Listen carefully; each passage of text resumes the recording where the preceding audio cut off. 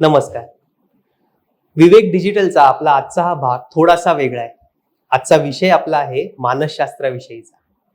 मुंबई विद्यापीठाचे मानसशास्त्र विभाग, उपयोजित मानसशास्त्र विभागाचे प्रमुख डॉक्टर विवेक बेल्हेकर सर आज आपल्या सोबत आलेले आहेत आणि त्यांचं आजवरचं काम, ते काय महत्वाचं काम करत आहेत, या सगळ्याविषयी ते आपल्याला माहिती देणार आहेत. सर, आपलं मनापासून स्वागत. नमस्कार आणि धन्यवाद. मानसशास्त्र हा तसा खूप गहन किंवा गंभीर विषय आणि लोकांमध्ये त्याविषयी एक वेगळ्या प्रकारची भावना असते किंवा वेगळ्या प्रकारे ते बघतात की म्हणजे मानसशास्त्राचं हे म्हणजे काही आपण आजारी आहोत का किंवा मानसिकरित्या काही आपल्याला त्रास आहे का, मग त्यानंतरच आपण त्या विषयाकडे जातो. पण हे एक विज्ञान आहे, हे एक शास्त्र आहे, त्याचा शास्त्र म्हणून एक वेगळा विकास झालेला आहे. या सगळ्या म्हणजे प्रयोगात्मक शास्त्र म्हणून त्याचा जो विकास झालेला आहे, तो विकास आणि मग त्याची एक शैक्षणिक व्हॅल्यू, असा एक महत्वाचा सगळा तो टप्पा आपण आज पाहू शकतो. त्यात मुंबई विद्यापीठासारखं विद्यापीठ आणि जवळजवळ 1959 साली आपला हा विभाग सुरू झाला, उपयोजित मानसशास्त्र, म्हणजे मानसशास्त्राचं उपयोजन, अप्लाय करणं त्याला. या विभागाचे प्रमुख म्हणून आपण आता कार्य करत आहात. तर आपल्या या प्रवासाविषयी आपण जरा थोडक्यात सांगा. आणि मुळात तुमचा जो विषय आहे, तुम्ही मनोमापन असं म्हणता, सायकोमेट्री, हा विषय म्हणजे नक्की काय आहे, हा विषय म्हणजे ते जरा सांगा. पहिल्यांदा धन्यवाद या चर्चेबद्दल, ही चर्चा आयोजित करण्याबद्दल. मानसशास्त्र हा अत्यंत मजेदार विषय आहे. हा माणसाच्या मनाबद्दल अभ्यास करणारा एक म्हणजे मुळात कुतूहलातून निर्माण झालेलं, पण त्याला जसं विज्ञानाची वाढ आणि विकास होत गेला तसं त्याला वैज्ञानिक पद्धतींची जोड मिळत गेली. प्राचीन काळामध्ये भारत, चीन, इजिप्त, ग्रीक अशा सगळ्या संस्कृतींनी माणसाच्या मनाबद्दलचं औत्सुक्य, कुतूहल आणि त्याच्याबद्दलच्या त्यांच्या सैद्धांतिक कल्पना किंवा त्यांच्या परिकल्पना ह्या विकसित केल्या आणि त्याच्यावर त्यांनी अभ्यासही केला आणि त्या महत्वाच्याही आहेत. आधुनिक काळामध्ये जसा सर्वच विज्ञानांचा विकास साधारण रेनेसान्स आपण ज्याला म्हणतो, प्रबोधन युग जे आहे युरोपमध्ये येतं आणि त्याच कालखंडामध्ये साधारण आसपास भारतातही येतं किंवा इतरही सर्व देशांमध्ये हा बदल घडतो की एक आधुनिक कालखंड सुरू होतो ज्याच्यात विज्ञान किंवा विज्ञाननिष्ठ दृष्टिकोन हा महत्वाचा होतो. माझं असं म्हणणं नाही की वैज्ञानिक दृष्टिकोन हा अंतिम दृष्टिकोन आहे, कारण याच्याबद्दलचे वादविवाद सुरू राहणार. पण आजच्या घडीला तो एक अत्यंत महत्वाचा आणि जर आपण विद्यापीठांच्या पातळीवर विचार केला किंवा धोरणकर्त्यांच्या पातळीवर विचार केला तर वैज्ञानिक पद्धतींनी आपल्याला ज्या प्रकारचं ज्ञान आणि ज्या प्रकारचं आकलन मिळतं ते उपयोगी होतं. आणि त्यामुळं मानसशास्त्रामध्ये साधारण 1860 सालापासून वैज्ञानिक पद्धतींचा वापर सुरू झाला. आपल्याला साधारणपणे जी सामान्य चर्चा होते त्याच्यात सिगमंड फ्रॉइड किंवा क्लासिकल कंडिशनिंग, जे कुत्र्याबरोबर पॅव्लॉवचे प्रयोग आहेत त्याच्याबद्दलच माहिती असतं. काही लोकांना अधिक थोडं स्किनर बद्दल ठाऊक असतं. त्याच्याशिवाय काही जे लोक मराठी वाचतात त्यांना अल्बर्ट एलिसचे चरित्र माहिती असतं. असे तुकड्या तुकड्यांबद्दलची माहिती आपल्याला मानसशास्त्राबद्दल असते. पण एक विद्याशाखा म्हणून, एक अभ्यासाची शाखा म्हणून ती अनेक जवळपास 60 ते 70 विविध उपशाखांमध्ये विकसित झालेली. त्यातल्या ज्या आपल्या रोजच्या व्यवहारामध्ये आपण ज्यांच्याबद्दल बोलतो ते म्हणजे मानसिक आजार आणि मानसिक आरोग्य, या दोन गोष्टी आपण खूप मोठ्या प्रमाणात बोलतो. त्याशिवायही अनेक शाखा जसं की समुपदेशनाचं मानसशास्त्र किंवा स्त्रीवादी मानसशास्त्र किंवा मिलिटरी बद्दलचं मानसशास्त्र, अगदी सैद्धांतिक उपशाखांमध्येही सामाजिक, बोधनात्मक, व्यक्तिमत्व, भावना आणि प्रेरणा यांचं मानसशास्त्र ह्या वेगवेगळ्या उपशाखा विकसित झाल्या. आपला जो विभाग आहे म्हणजे भारतामध्ये साधारणपणे 20व्या शतकाच्या सुरुवातीला मानसशास्त्राची सुरुवात कलकत्ता विद्यापीठामध्ये एक विद्यापीठाच्या पातळीवर विभाग म्हणून होते आणि आपल्याकडे साधारण 1960च्या सुमारामध्ये हे सुरू झाली.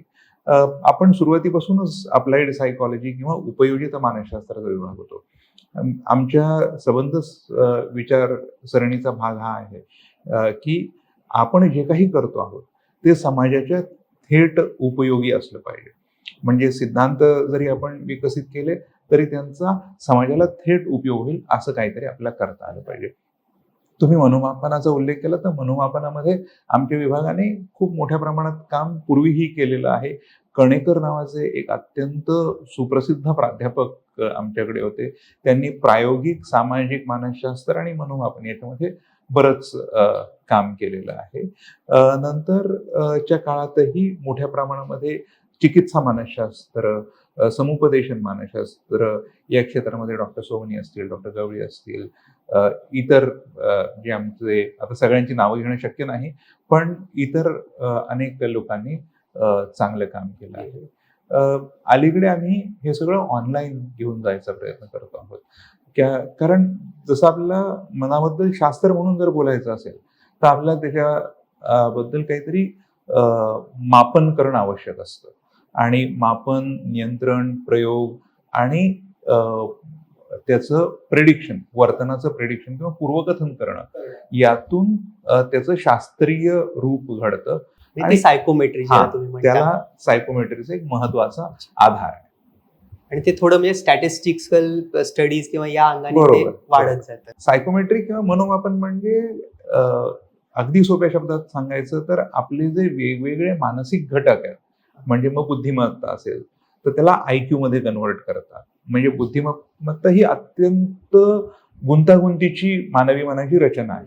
ती एकच नसते, त्याच्यात अनेक उपघटक आहेत. म्हणजे आपली न्यूमेरिकल अबिलिटी असेल किंवा ॲब्स्ट्रॅक्ट थिंकिंग करायची क्षमता असेल, स्पॅशल म्हणजे अवकाश आणि काळ याच्यातले जे बदल आहेत ते टिपण्याची आणि ते मनातल्या मनात घडवून आणण्याची, की म्हणजे समजा आता ही वस्तू पडली तर ही कुठे पडेल याचा अंदाज घेऊन मी बरोबर तिथे हात नेतो.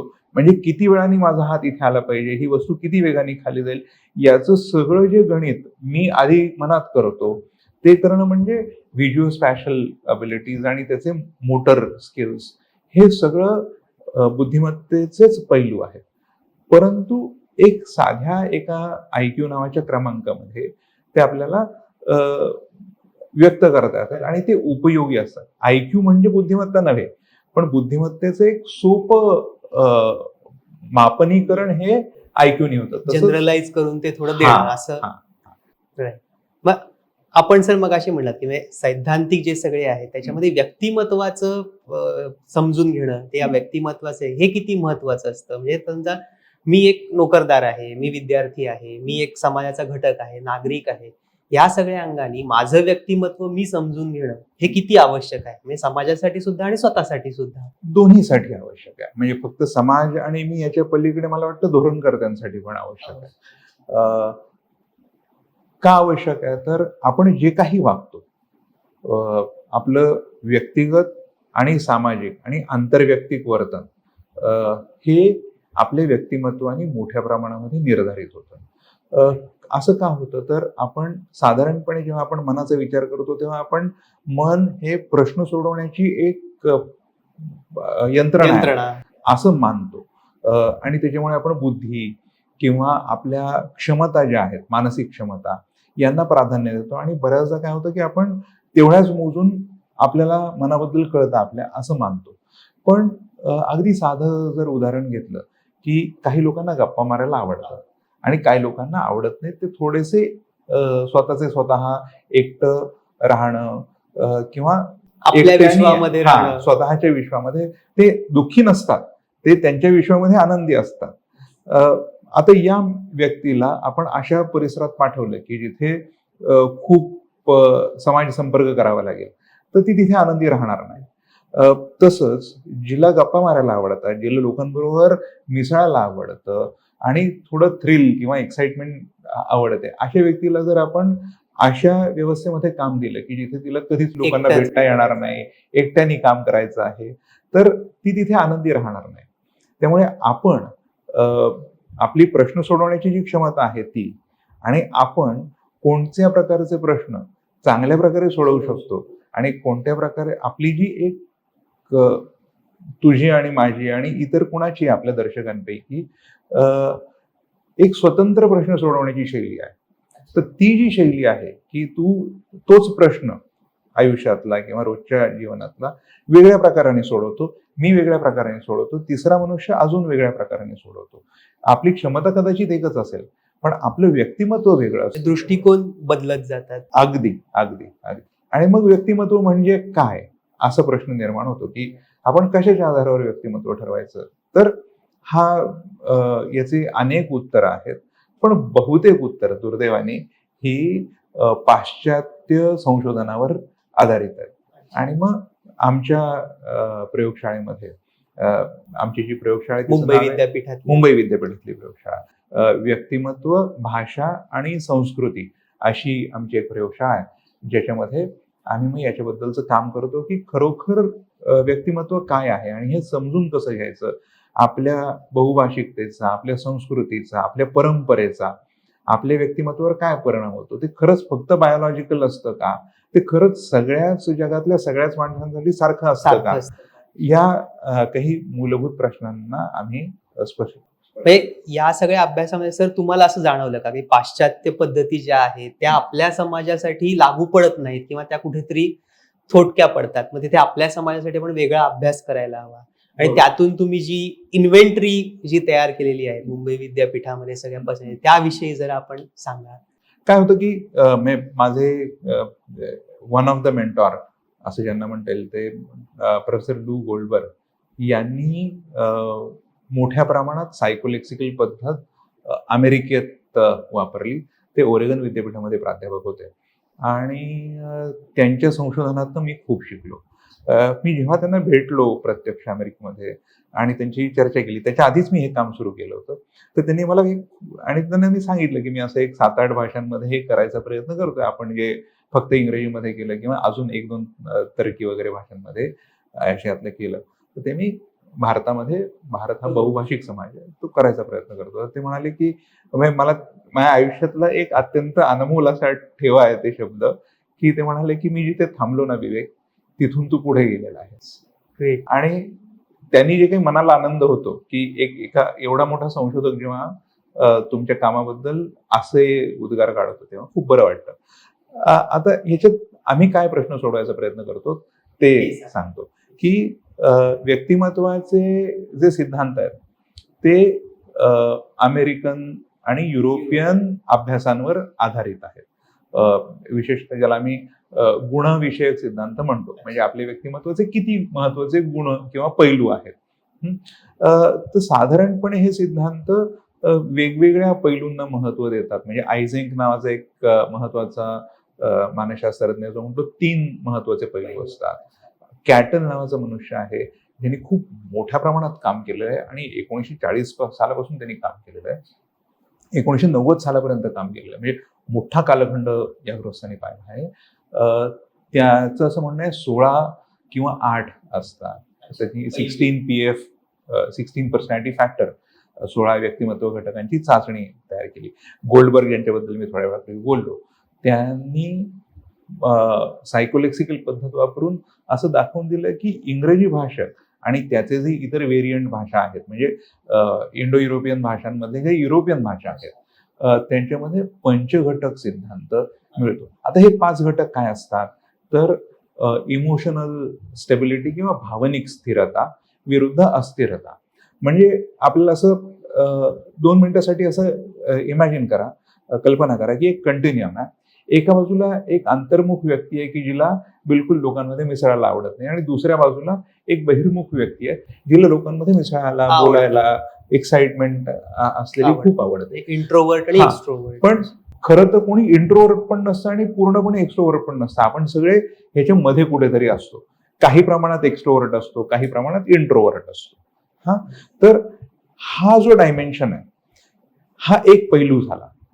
असे किती महत्वाचे पैलू आहेत, तर यांचं म्हणणं आहे 5. त्यातलं पहिलं आहे भावनिक स्थिरता विरुद्ध अस्थिरता. म्हणजे एका बाजूला भावनिक अगदी स्थिर व्यक्ती, ते भावनिकदृष्ट्या चंचल अस्थिर व्यक्ती. दुसरा पैलू आहे बहिर्मुखता, अंतर्मुखता. तिसरा पैलू आहे मनाचा खुलेपणा विरुद्ध मनाचा बंदिस्तपणा किंवा अगदीच रूढी प्राधान्यपणा.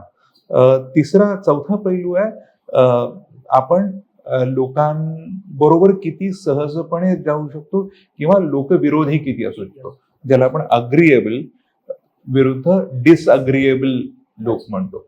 आणि पाचवा जो पैलू आहे तो आहे कॉन्सायन्शियसनेस. याचा अर्थ आपण कामाच्या संदर्भामध्ये, मग ते घरातलं असेल किंवा ऑफिसचं असेल किंवा इतर कुठलंही असेल, किती ऑर्गनाइज्ड असतो, किती व्यवस्थित त्याची रचना करतो, किती विचारपूर्वक ते करतो, हे सगळं असे 5 घटक त्यांनी सांगितले. आता त्यांनी ते शोधले कसे, तर त्यांनी इंग्रजीची डिक्शनरी घेतली. पद्धत अगदी सोपी आहे, म्हणजे मी कोणी करू शकतो. इंग्रजीची डिक्शनरी घेतली, त्यातनं अल्पोट नावाच्या एका मानसशास्त्रज्ञांनी पूर्वीच एक 16, 17, 18 हजार शब्द काढून ठेवले होते जे माणसाचं वर्णन करतात.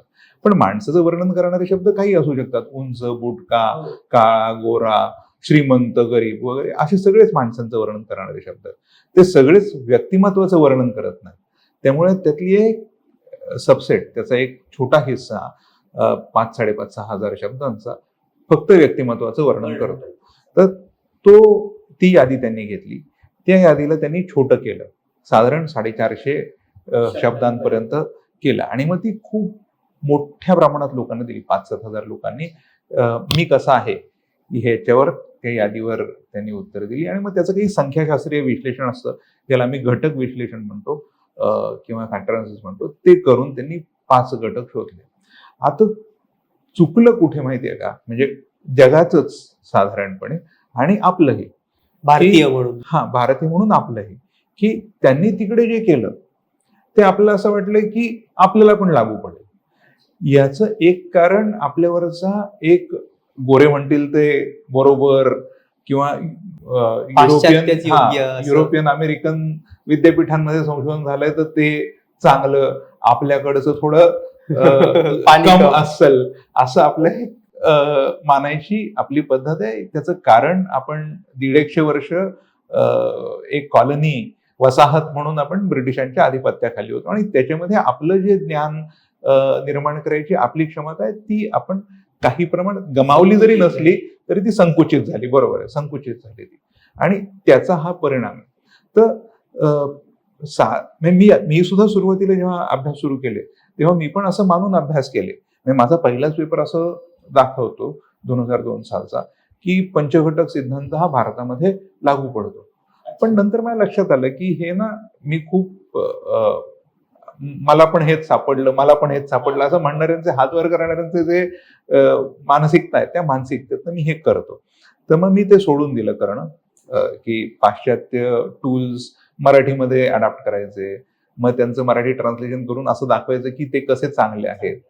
हे सगळं का करायचं? हे पाश्चात्य जे काही मानसिक चाचण्या आहेत, मानसशास्त्रीय चाचण्या, त्या पाश्चात्य सिद्धांतांवर अवलंबून आहेत. ते सिद्धांत या प्रकारच्या मनोभाषिक अभ्यासातून तयार झालेले आहेत. मग आपण पण सुरुवातीपासून का नाही सुरू करावं? आता आपण सुरुवातीपासून सुरू करण्यातली एक सोपीशी अडचण आहे की सगळा युरोप जर पाहिला तर प्रत्येक देशामध्ये एक मनुष्य एक भाषा बोलतो. म्हणजे फ्रान्समध्ये फ्रेंच बोलली जाते, इंग्लंडमध्ये इंग्लिश बोलली जाते, साधारणपणे लोक इंग्रजीच बोलतात. अमेरिकेत बहुतेक सगळे लोक फक्त इंग्लिशच बोलतात, त्यांना काही दुसरी भाषा येत नाही. बहुतेक सगळ्यांचा धर्म पण साधारण एकच असतो, आणि बहुतेक सगळ्यांची सामाजिक राष्ट्रीय ओळख पण एकच असते. आपल्याकडे तसं नाही. आपल्याकडे देश म्हणून आपण एक आहोत.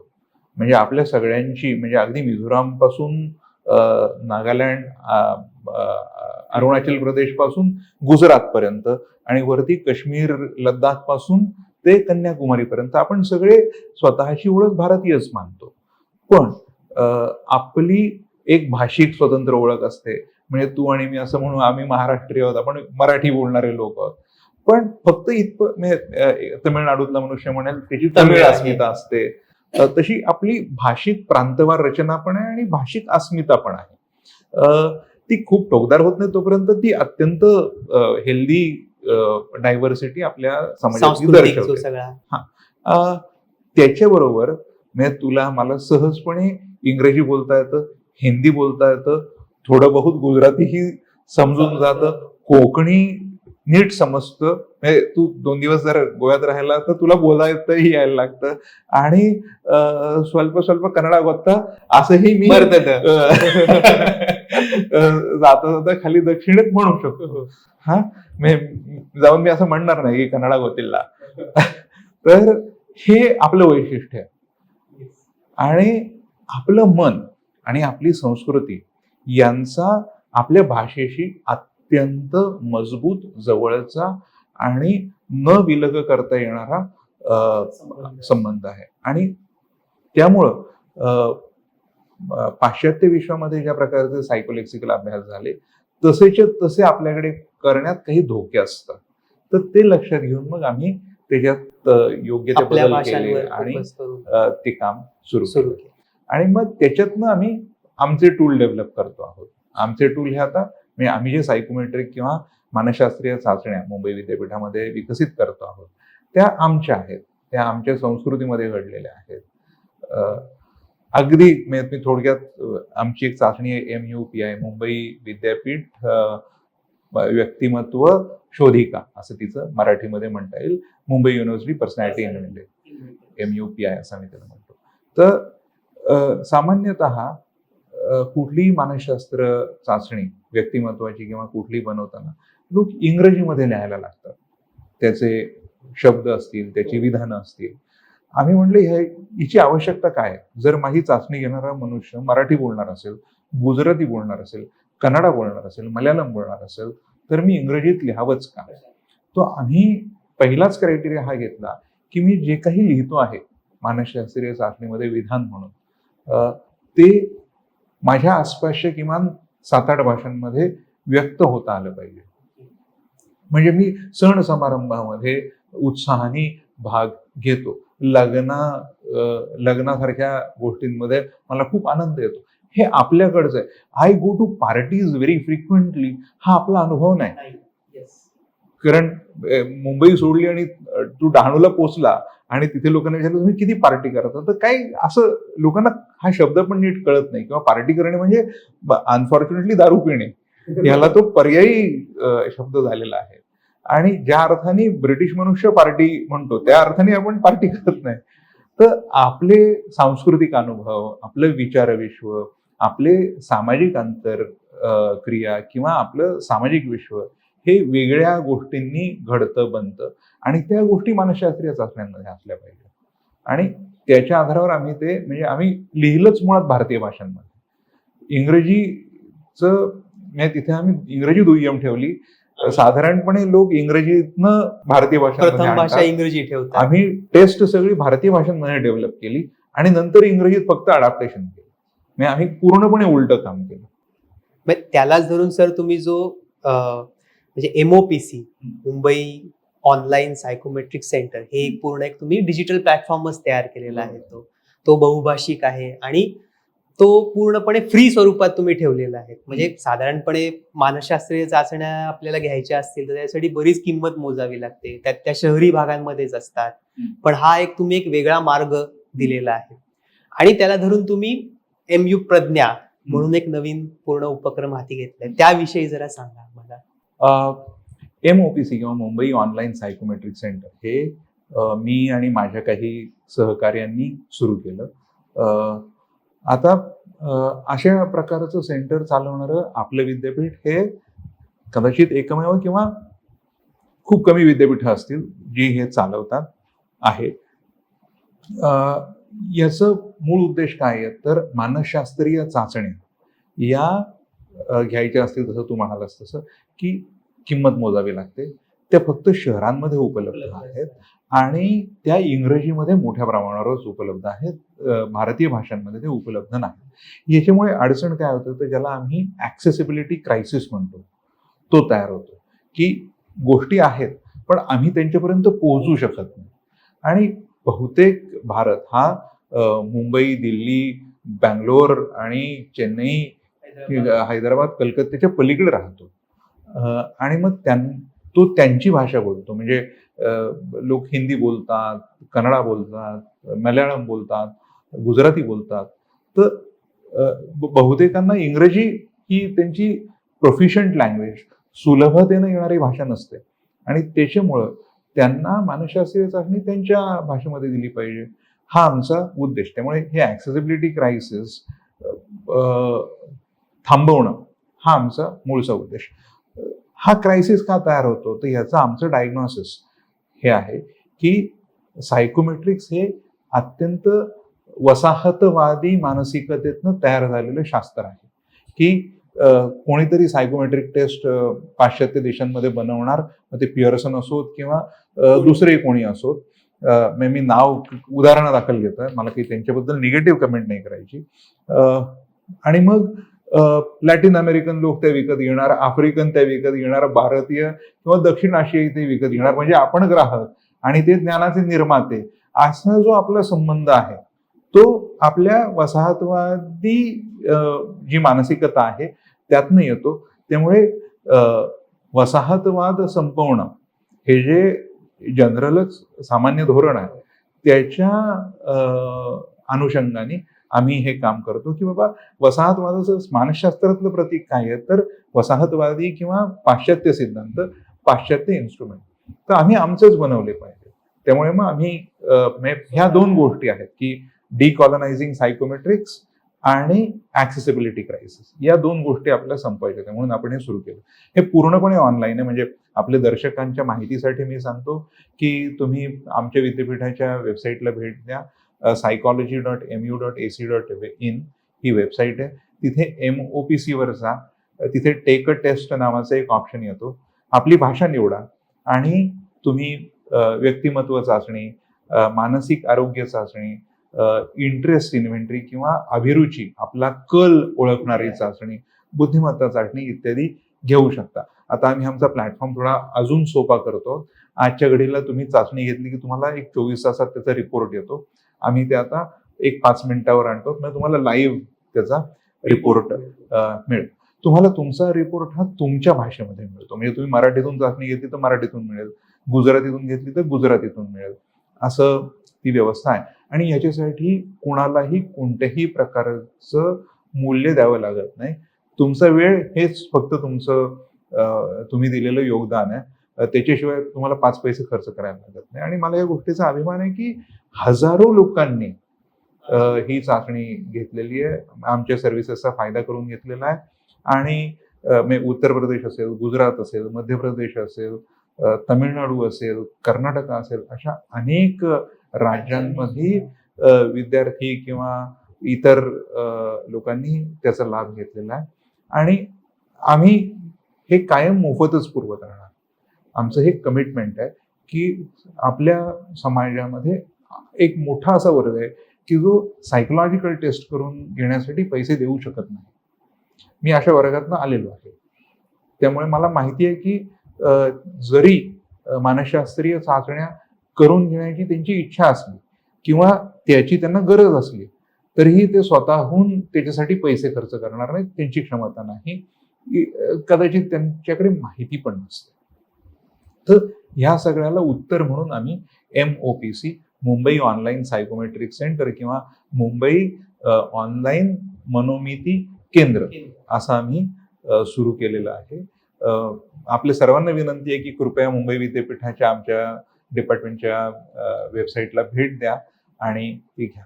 त्यातलं MU प्राज्ञा हा जो इनिशिएटिव्ह आहे तो मुंबई विद्यापीठाच्या अंतर्गत जे की कॉलेजेस आहेत, महाविद्यालय आहेत त्यांच्यासाठी आहे. नुकताच सुप्रीम कोर्टाने एक महत्वाचा निकाल दिलेला आहे आणि तो सुखदेव शहा प्रकरणामध्ये तो निकाल दिलेला आहे. तो निकाल अत्यंत महत्वाचा आणि ज्याला आपण नवीन रस्ते तयार करणारा पाथ ब्रेकिंग असा निकाल आहे की मानसिक आरोग्याची काळजी घेणं विद्यार्थ्यांच्या ही त्या इन्स्टिट्यूशनची जबाबदारी आहे आणि त्या जबाबदारीचा निर्वाह कसा करायचा याच्याबद्दलचे गाईडलाईन सुप्रीम कोर्टाने दिले.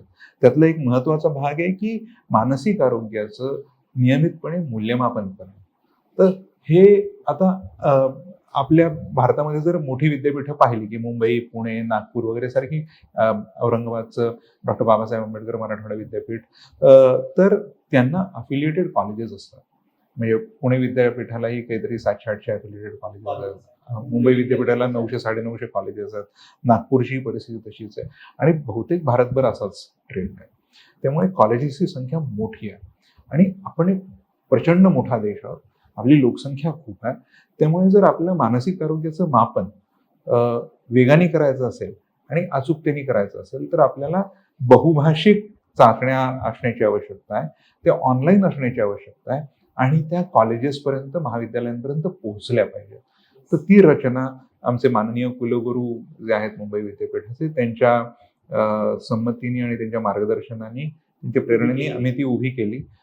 मी जेव्हा सुरुवातीला त्यांच्याकडे हा विषय मांडला, त्वरित त्यांनी तो मान्य केला आणि त्याचं सर्क्युलर सगळ्या महाविद्यालयांना पाठवलेलं आहे आणि ते आता सुरू झालेलं आहे. तर मानसिक आरोग्यामध्ये थोडी काही महत्वाच्या बाबी असतात की कधी कधी व्यक्तींचं मानसिक आरोग्य खालावलेलं असतं, स्वतःला इजा करण्याबद्दलचे विचार ते करू शकत असतात. तर अशा प्रकारच्या व्यक्तींना मग आम्ही त्या महाविद्यालयातले समुपदेशक, त्यांचे कॉर्डिनेटर्स जे आहेत त्यांच्याबरोबर जोडून देतो आणि मग हे कॉर्डिनेटर आहेत, त्यांनी कोणती नैतिक तत्व पाळायची त्याचे पण गाईडलाईन्स आम्ही त्यात तयार केलेले आहेत आणि त्या मार्गदर्शक तत्वांच्या आधारावरच त्यांनी काम करायचं असतं. त्यामुळे आपल्या मानसिक आरोग्याबद्दल इतरांना माहिती असण्याने ते लोक आपल्याला चांगल्या प्रकारे वागवणार नाहीत अशी कोणी भीती बाळगायची गरज नाही. म्हणजे आपल्या मानसिक आरोग्य, आपल्याला काही जर मानसिक आरोग्याच्या संदर्भात प्रश्न असतील तर आपण ते मोकळेपणाने, मानसोपचार तज्ज्ञ आहे, समुपदेशक आहे किंवा आपल्याबद्दल चांगली भावना ठेवणारे आपले मित्र, सहकारी यांच्याशी आपण मोकळेपणाने बोलू शकतो आणि त्याच्याबद्दलची जी काही मदत आहे ती आपण तातडीने घेतली पाहिजे. त्याच्यामुळे भविष्यात निर्माण होणारे गंभीर प्रश्न टाळता येतात आणि आपण पुन्हा आयुष्यात एका चांगल्या वळणावर येतो आणि पुढे आपलं आयुष्य आनंदाने सुरू ठेवू शकतो. तर हे व्हावं हा MU प्रज्ञा या इनिशिएटिव्हचा उद्देश आहे आणि तो आता सुरू झाला आहे आणि अनेक कॉलेजेसनी, महाविद्यालयांनी त्याच्यामध्ये नावनोंदणी केलेली आहे आणि आता तो असाच पुढे सुरू राहील. म्हणजे आता मुंबई विद्यापीठांतर्गत आपल्याला माहिती असेल नसेल माहीत नाही, एक 8-8.25 लाख विद्यार्थी येतात. मुंबई विद्यापीठ हे 7 वेगवेगळ्या जिल्ह्यांमध्ये पसरलेलं, म्हणजे अगदी पालघरपासून खाली सिंधुदुर्गपर्यंत सबंध किनारपट्टी महाराष्ट्राची मुंबई विद्यापीठांतर्गत येते. तर या सगळ्या विद्यार्थ्यांना त्यांच्या मानसिक आरोग्याचं मापन सहजपणे करून देणारा एक प्लॅटफॉर्म हा विद्यापीठाच्या मार्फत आम्ही तयार केलेला आहे आणि तो त्यांना मदत करेल, हा आमचा उद्देश. असंच सर आपण काम उत्तर प्रदेशातल्या थारू ही जी कम्युनिटी आहे त्यांच्यासोबत केलंय किंवा व्याघ्र प्रकल्पांवरती जे वनरक्षक असतात त्यांच्यासोबत केलंय, तर त्याचा आपला अनुभव किंवा त्याच्या अभ्यासाविषयी काय सांगाल? थारू बरोबरचं काम मला वाटतं भारतातलं कुठल्याही ट्रायबल कम्युनिटी बरोबरचं व्यक्तिमत्व समजून घेण्यासाठी केलेलं पहिलं काम आहे. त्याच्यात आम्ही मगाशी जी पद्धत सांगितली की डिक्शनरी पाहणं, त्यातनं शब्द काढणं वगैरे, हा जो किचकट आणि वेळखाऊ आणि तसा कठीण असा टप्पा आहे. त्याच्यातनं आम्ही थारू भाषेमध्ये जे शब्द आहेत माणसांचं वर्णन करणारे ते काढले. आता थारूंमध्येही बरेच उपप्रकार आहेत, म्हणजे चौधरी थारू, राणा थारू वगैरे. तर आणि थारू ही बायनॅशनल, द्विराष्ट्रीय जनजाती आहे. ती भारतातही आहे आणि नेपाळमध्येही आहे. भारतातही ती उत्तर प्रदेशमध्ये आहे, उत्तराखंडमध्ये आहे आणि काही प्रमाणात बिहारमध्ये आहे. तर या जनजातीच्या व्यक्तिमत्वाचा आम्ही अभ्यास केला आणि त्यातनं अत्यंत म्हणजे रिमार्केबल असे म्हणता येतील असे आम्हाला निष्कर्ष मिळाले. त्यातलं एक म्हणजे त्यांचे व्यक्तिमत्व साधारण 14 ते 15 वेगवेगळे घटक आहेत. म्हणजे जिथे आपण एका बाजूला म्हणतो की पंचघटक सिद्धांत मांडला पाहिजे, तिथे एक जनजातीय समूह असं म्हणतो की आदिवासी समाज असं म्हणतो की आमच्या व्यक्तिमत्वाचे एवढे विविध पैलू आहेत. आता त्यातले काही काही खूप मजेदार आहेत. म्हणजे जर आपण एक पारंपरिक पाश्चात्य विचार प्रवाह पाहिला तर असं दिसतं की जो मनुष्य विद्वान असतो किंवा ज्ञानी असतो तो अपारंपरिक असतो, असा पाश्चात्य विचार प्रवाह आहे. थारूंमध्ये त्यांच्या मते पारंपरिक व्यक्ती हीच ज्ञानी असते. त्यामुळे आपण आपले जे व्यक्तींचं मूल्यमापन करण्याचे आपले जे निकष आहेत ते पूर्णपणे वेगळे आहेत. त्यामुळे पाश्चात्य किंवा पाश्चात्य शिक्षणामध्ये सुद्धा पारंपरिक न राहणं म्हणजेच म्हणजे प्रोग्रेसिव्ह असणं किंवा ज्ञानी असणं ह्याचं एक लक्षण मानलं जातं. ज्ञानी असण्याचे अनेक खुणा आहेत. तीच एक खूण असली पाहिजे नाही, पण तिला खूप मोठ्या प्रमाणात फ्लॅग केलं जातं. तर या आदिवासी समूहांमध्ये साधारणपणे ट्रॅडिशनल नॉलेज, वयोपरत्वे येणारा विजडम आणि एकंदरच समाज आणि सामाजिक प्रक्रिया आणि इतर समाजांबद्दल, जंगल आणि आपला समाज यांच्याबद्दलचं असणारं एक, याला आम्ही टॅसिट नॉलेज म्हणू शकतो, अंतर्गत ज्ञान, हे त्यांच्यासाठी महत्वाचं असतं. आणि हे कुठल्याही विद्यापीठातनं त्यांना मिळत नाही, कुठल्याही महाविद्यालयातनं त्यांना मिळत नाही. तर ते एका पारंपरिक मौखिक आणि वार्तनिक पद्धतींमधनं, म्हणजे ते जंगलात जातात, आपल्या मोठ्या माणसांबरोबर त्यातनं शिकतात, किंवा गावातले जे वृद्ध आणि ज्ञानी लोक असतात ते इतरांना सांगतात की कसं वागलं पाहिजे, त्यातनं ते येतं. त्यामुळे ज्ञान आणि परंपरा हे एकत्रच जातं, असं या समाजाचं व्यक्तिमत्वाच्या बाबतीमध्ये विश्वास आहे. आणि हे जोपर्यंत आपण लक्षात घेत नाही तोपर्यंत मग काय होऊ शकतं, म्हणजे आता आपण व्यक्तिमत्व विकास किंवा व्यक्तिमत्व सुधारण्याचा कार्यक्रम हाती घेतला आणि आपण पाश्चात्य प्रवाहांना पकडायला लागलो की आपण बरोबर असं सांगू जे यांच्या मुळातले व्यक्तिमत्वाच्या विरोधात आहे. आणि मग त्यांच्यात अजून सकारात्मक जे बदल घडवायचे आहेत किंवा कौशल्याधारित जे बदल घडवायचे आहेत, जो गव्हर्नमेंटचा पण अजेंडा असतो, तर ते आपण चुकीच्या मार्गाने घडवू. म्हणजे ते तुमच्याबरोबर राहणारच नाहीत. जर मार्ग मनुष्य गेला आणि म्हणाला की बाबा नाही नाही तू आता पारंपरिक विचार करणं सोड म्हणजे तू हुशार होशील, तर ते दुसऱ्या दिवशी मला बघायला येणार नाही. आणि मग तिथे प्रश्न तयार होतो. त्यामुळे ते समाजाला समजून घेणं आणि शास्त्रीय पद्धतीने समजून घेणं हे आम्हाला या अनुभवातून लक्षात आलं की आवश्यक आहे. आता माझ्याकडे जे पीएचडी करतात त्यातली काही चांगली लोक आहेत, म्हणजे राधिका भार्गव आहे किंवा इतरही विद्यार्थी आहेत. तर हे आदिवासी समाजांबरोबर काम करतात. हे जे थारू बरोबर जे काम केलं ते राधिका नावाची माझी एक पीएचडी ची विद्यार्थी तिने माझ्यासोबत केलेलं आहे. चैत्रा म्हणून माझी एक दुसरी विद्यार्थिनी जी पीएचडी साठी कातकरी समाजाच्या सोबत काम करते. ही राधिका आणि चैत्रा दोघांनाही आपल्या माननीय चान्सलर साहेब म्हणजे महाराष्ट्राचे गव्हर्नर यांनी त्या आविष्काराच्या एका स्पर्धेमुळे फेलोशिप दिली आहे. माझ्याच डिपार्टमेंटमध्ये 2 मुलांना पहिल्यांदाच चान्सलरांची फेलोशिप मिळाली. तीही कोलामीमध्ये काम करायला राधिकाला मिळाली आहे आणि आदिवासींच्या विकासाच्या बद्दलच्या संकल्पनेवर काम करायला चैत्राला मिळाले. ते माझ्या मार्गदर्शनाबरोबर माझ्यासोबत ते काम करत आहेत. तर मला आनंदाचा भाग असा की हा कामाचा विस्तार वाढतो आहे आणि वेगवेगळ्या समुदायांबरोबर आणि समाज घटकांबरोबर मीच नाही तर माझे वेगवेगळे विद्यार्थी पण आता काम करत आहेत किंवा इतर जे कोलॅबोरेटर्स आहेत ते काम करत आहेत. आणि तो एक आनंदाचा विषय आहे.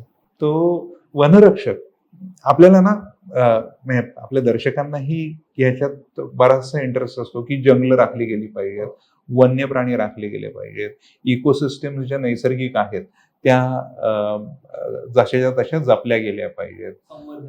त्याचं जंगलांचं संवर्धन झालं पाहिजे, वन्यजीवांचं संवर्धन झालं पाहिजे. तर या संदर्भामध्ये कन्झर्वेशन सायकॉलॉजी नावाचं स्पेशलायझेशन, ज्याच्यात इलेक्टिव्ह भारतामध्ये पहिल्यांदा आम्ही मुंबई विद्यापीठामध्ये सुरू केलं. 2014 सालापासून हा सुरू आहे. त्या संदर्भात मी काही कन्झर्वेशन ऑर्गनायझेशनचं जसं की WCT आहे मुंबईमध्ये, द हॅबिटॅट्स ट्रस्ट आहे, ज्याचे प्रमुख ऋषिकेश चव्हाण म्हणून आहेत, म्हणजे अत्यंत चांगले मित्र आहेत. यांच्याबरोबर मी हे काम सुरू केलं आणि ते आम्ही महाराष्ट्र, मध्य प्रदेश आणि उत्तर प्रदेश इथल्या सगळ्या टायगर रिझर्व्हमध्ये केलेलं काम आहे. यातनं आमच्या लक्षात आलं की टायगर रिझर्व्ह आपण ज्याला म्हणतो किंवा व्याघ्र प्रकल्प ज्याला आपण म्हणतो, तिथे ते वाघ वाचवणे किंवा जंगल जतन करणे याच्यासाठी जे लोक काम करतात त्याला आपण फ्रंटलाईन फॉरेस्ट स्टाफ असं म्हणू. आता यांची एक स्वतःची हायरार्की असते. तर RFO हा सर्वात वरचा अधिकारी असतो, जो फ्रंटलाईन काम करतो. तिथपासून ते डेप्युटी RFO, रेंज ऑफिसर वगैरे असं करत करत वनरक्षक या पदापर्यंत येतो. वनरक्षक हा शेवटचा ऑफिसर ग्राउंडवरचा. तर हे वनरक्षक हे एका त्यांना बीट गार्ड असं पण म्हणतात. ते एक बीट सांभाळतात. पण बऱ्याचदा काय होतं की पुरेसे लोक नेमले जात नाहीत आणि ते सगळीकडेच परिस्थिती आहे. तर त्या एका वनरक्षकाला एकापेक्षा जास्ती बीट हाताळावे लागतात. तो महिन्यातनं 2 दिवस किंवा 4 दिवस आपल्या कुटुंबाबरोबर राहू शकतो. आता कल्पना करा की एखादा व्यक्ती ताडोबामध्ये वनरक्षक आहे किंवा पेंच प्रकल्पामध्ये वनरक्षक आहे. त्याचं कुटुंब समजा अमरावतीला आहे किंवा त्याचं कुटुंब समजा नागपूरमध्ये आहे. तर त्याला तिकडे यायचं तर अर्धा दिवस, पाऊण दिवस मोडतो. जायचं तर एक अर्धा पाऊण दिवस मोडतो. मग तो कुटुंबाबरोबर महिन्यातले 2 दिवस जास्तीत जास्त घालवू शकतो. काही लोकांना तेवढं पण करता येत. म्हणजे ते 24 तास तिथेच राहतात. जंगल हेच त्यांचं घर असतं आणि जंगल वाचवणे आणि वन्य प्राणी वाचवणे हे त्यांचं काम असतं. आता वन्यजीव आणि मानव याच्यातला संघर्ष वाढलेला आहे या बचावाच्या प्रक्रियेमुळे. त्यामुळे त्यांना जेव्हा असा संघर्ष होतो तेव्हा गावकऱ्यांच्या टीकेला किंवा संतापालाही सामोरं जावं लागतं. म्हणजे एका बाजूला जंगल वाचवायचं, दुसऱ्या बाजूला जंगल वाचवण्याने जे चांगले परिणाम तयार होतात त्याचा साईड इफेक्ट म्हणजे मानव वन्यजीव संघर्ष. तर मग गावकऱ्यांच्या रोषालाही त्यांना सामोरं जावं लागतं.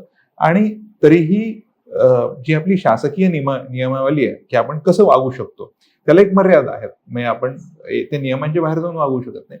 त्याच्यातच त्यांना काम करावं लागतं. तर या सगळ्यांनी जो तणाव येतो, एकटेपणा येतो, याचा आम्ही अभ्यास केला आणि तसे रिपोर्ट या सगळ्या संघटना ज्याच्याबरोबर मी काम केलं त्यांच्यासोबत आम्ही त्या शासकीय विभागाला म्हणजे वन विभागाला महाराष्ट्र सरकार असेल किंवा मध्य प्रदेश असेल किंवा त्यांना सादर केले. आणि त्याच्यानंतर अत्यंत चांगली गोष्ट म्हणजे महाराष्ट्राचा जो वन विभाग आहे त्यांच्यासोबत आम्ही मग काही ट्रेनिंग प्रोग्राम घेतले या लोकांसाठी की त्यांचं मानसिक आरोग्य कसं त्यांनी तपासावं, कसं जपावं. आणि ते वेगवेगळ्या टायगर रिझर्व्हमध्ये व्याघ्र प्रकल्पामध्ये घेतले. तसंच उत्तर प्रदेशमध्येही आम्ही असे ट्रेनिंग प्रोग्राम घेतले. इनफॅक्ट उत्तर प्रदेश सरकारने ही जी द हॅबिटॅट्स ट्रस्ट नावाची ऑर्गनायझेशन आहे त्यांच्याबरोबर बसून याचं इम्प्लिमेंटेशन HR पॉलिसीमध्ये कसं करता येईल याच्याबद्दल एक समिती पण नेमली. त्यात इंटरेस्टिंग भाग, अजून एक मजेदार भाग आहे जो मी सांगतो आणि हे थांबवतो की इथेही आम्ही हे लेक्सिकल पद्धतींचा, भाषिक पद्धतींचा वापर केला. आणि उत्तर प्रदेशमध्ये आमच्या असं लक्षात आलं की हा जो RFO हा सर्वोच्च लीडर आहे त्याच्या खाली काम करणारे जे सगळे लोक आहेत त्यांचं आपल्या लीडरच्या पर्सनॅलिटी बद्दलचं काय परसेप्शन असतं. तर जगभर असं मानलं जातं की लीडरकडे लोक 2च गोष्टींसाठी पाहतात. एक म्हणजे मी खरंच त्याच्याकडे जाऊ शकतो का, की मी गेलो तो माझ्यावर ओरडेल, रागवेल, म्हणजे तो अप्रोचेबल आहे का, तो वॉर्म फ्रेंडली म्हणजे मैत्रीपूर्ण सौहार्दपूर्ण आहे का, मी जाऊ शकून बोलू शकतो का त्याशी. आणि समजा मी गेलो आणि तू माझा लीडर आहे, मी तुझ्याकडे आलो, तू चांगला मनुष्य आहे त्यामुळे तू मला नीट वागवतो, पण मी आता माझा प्रश्न तुला सांगितला, तू सोडवू शकतो का. म्हणजे तुझ्यामध्ये 2 गुण लागतात असं. म्हणजे तू जर लीडर असेल तर तुझ्यामध्ये 2 गुण लागतात. एक व्यक्तिमत्वाचा अप्रोचेबिलिटी किंवा एक सौहार्दपणे वागण्याची आपुलकी आहे का, ममत्व आहे का. आणि दुसरं म्हणजे प्रश्न सोडवण्याची क्षमता, ज्याला हे म्हणतात वॉर्मथ आणि कम्पिटन्स अशी थ्योरी.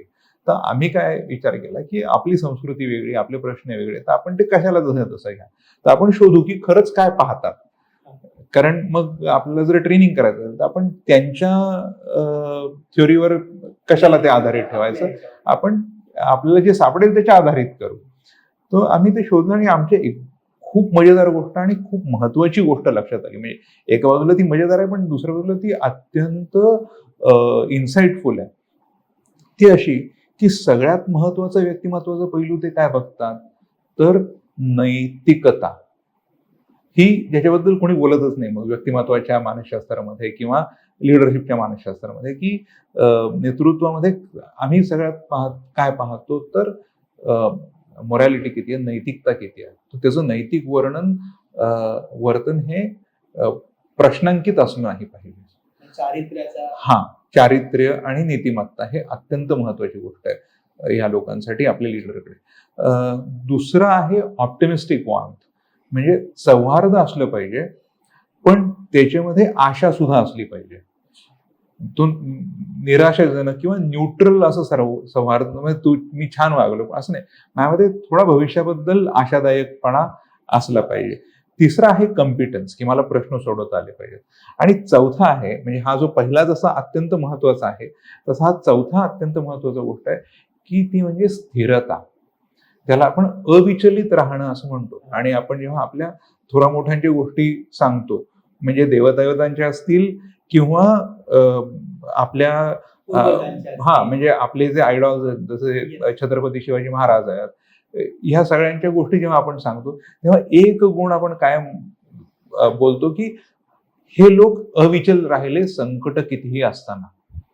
आणि अविचल राहणं हे भारतीय जे कोणी फॉलोअर्स आहेत त्यांना नेत्याचं अविचल राहणं हे अत्यंत भावतं. म्हणजे मग तो आग्र्याचा कैदेचा प्रसंग असो किंवा अफझल खानाचा प्रसंग असो किंवा शनिवार वाड्यात जाणं असो, लाल महालात जाणं असो सॉरी, किंवा प्रतापगड ह्या आपल्या पुरंदरचा वेढा तोडणं असो किंवा विशाळगडावर जाणं असो, या सगळ्यामध्ये जर आपल्याला छत्रपतींची काही एक महत्वाची गुण दिसतो तो म्हणजे अविचलता. कितीही संकट आली तरी धैर्याने त्याच्या समोर आपला नेता उभा आहे, ह्याच्यात आपल्या समाजातल्या लोकांना एक खूप आनंद वाटतो. तो यशस्वी आहे की नाही ह्याच्यात त्यांना फार हे नाही, म्हणजे कॉम्पिटन्स पेक्षा पण त्यांना हा गुण जास्ती भावतो. तो अविचल किती राहतो. आणि ह्या गोष्टी पाश्चात्य सिद्धांतांमध्ये येतच नाही. तर एक अगदी शेवटचा प्रश्न, की आता या क्षेत्राकडे म्हणजे मानसशास्त्र असो, शास्त्र म्हणून त्याच्याकडे मनोमापन किंवा त्या अनुषंगिक हे सगळे जे विषय आहेत, या विषयांमध्ये येऊन समाजासाठी आपण काहीतरी करू शकतो असं ज्या तरुण तरुणींना विद्यार्थ्यांना वाटतं, त्यांच्यासाठी तुम्ही काय सांगाल? म्हणजे विशेषतः मराठी विद्यार्थी आहेत त्यांना यावंसं वाटतं, त्यांना काय तुम्ही सांगाल? एक म्हणजे मी स्वतः मराठी, मी अगदी अभिमानाने सांगतो, मी माझं BA करेपर्यंत मराठी माध्यमातून शिकलो. मला इंग्रजी माध्यमातून शिकण्याची संधी मिळाली नाही किंवा मी शिकलो नाही. ते चॉईस आहे की काय, जे काय ते आता इतिहासाचा भाग झाला, पण मी शिकलो. आणि त्याच्यामुळे मला हे समजतं की जेव्हा आपण मराठी माध्यमातून शिकतो किंवा आपला जो सभोवताल आहे जिथे ज्या प्रकारच्या मानसशास्त्राची चर्चा होते त्यातनं मी गेलेलो आहे. त्यामुळे मला हे माहिती आहे की त्यातनं एक काही प्रमाणामध्ये न्यूनगंड येण्याची शक्यता असते, की मी मराठी बोलतो किंवा मी प्राथमिक माझी भाषा मराठी आहे, किंवा मग गुजराती व्यक्तींची गुजराती असेल किंवा तमिळ व्यक्तींची तमिळ असेल, त्यांनी एक भाषिक न्यूनगंड येण्याचा संभव असतो, येतोच असं नाही. तर एकतर अशा कुठल्याही प्रकारचा न्यूनगंड बाळगायची गरज नाही. आपली भाषा हे आपलं सामर्थ्य आहे, हा आपला वीकनेस आहे. आपल्याला जे सातत्याने सांगितलं जातं की तू तर फक्त मराठीत बोलतो, तुला इंग्रजी येत नाही. इंग्रजी न येणं हा वीकनेस असू शकतो, मराठी येणं हा आपलं वीकनेस नाही, हे आपलं सामर्थ्य आहे आणि ह्याचा आपण वापर केला पाहिजे. दुसरं, आजचं जग मोठ्या प्रमाणात डेटा आधारित होत चाललं आहे. डेटाच्या आधारावर धोरणकर्ते निर्णय घेतात, शास्त्रज्ञ त्यांचे निकष आणि निर्णय मांडतात, आणि इतर अनेक ठिकाणी म्हणजे व्यक्तिगत जीवनामध्ये सुद्धा डेटाचं महत्व वाढतं आहे. म्हणजे आपण अगदी डायबिटीज असेल किंवा इतर कुठल्याही आजारांमध्ये आपण आता घरोघरी सातत्याने आपण डेटा घेतो, आपल्यामध्ये वजनामध्ये असेल किंवा इतर कुठल्यामध्ये काय बदल होतो हे तपासत राहतो. त्यामुळे डेटाचं महत्व वाढत आहे. तर माझं दुसरं त्यांना सांगणं हे असेल की आपण डेटा सायन्स किंवा साधारणपणे क्वांटिटेटिव्ह पद्धतींचा व्यवस्थित अभ्यास करा. तिसरा महत्वाचा मुद्दा आहे की सिद्धांत आणि एक चिकित्सक विचार करणं आहे, त्या गोष्टीला फक्त न स्वीकारता त्याला प्रश्न विचारणं आणि त्याला आहे त्यापेक्षा अधिक चांगलं करण्याचा प्रयत्न करणं, याच्यावर भर द्या. आणि चौथी आणि महत्वाची गोष्ट म्हणजे शिकण्यातला आनंद घ्या, कारण तो जर घेतला तर शिकण्याचा प्रवास आणि आपलं शिकणं इतरांना वाटण्याचा जो प्रवास आहे, मग ते तुम्ही काउन्सिलर म्हणून वाटाल, प्राध्यापक होऊन वाटाल, धोरणकर्ते होऊन वाटाल किंवा इतर कुठल्याही मार्गांनी तुम्ही समाजाला तुमचं शिक्षणाचा फायदा करून घ्याल. ह्या प्रक्रियेतला जो आनंद आहे तो घेत पुढे जा. माझी त्या सगळ्यांना अत्यंत मनापासून शुभेच्छा आहे.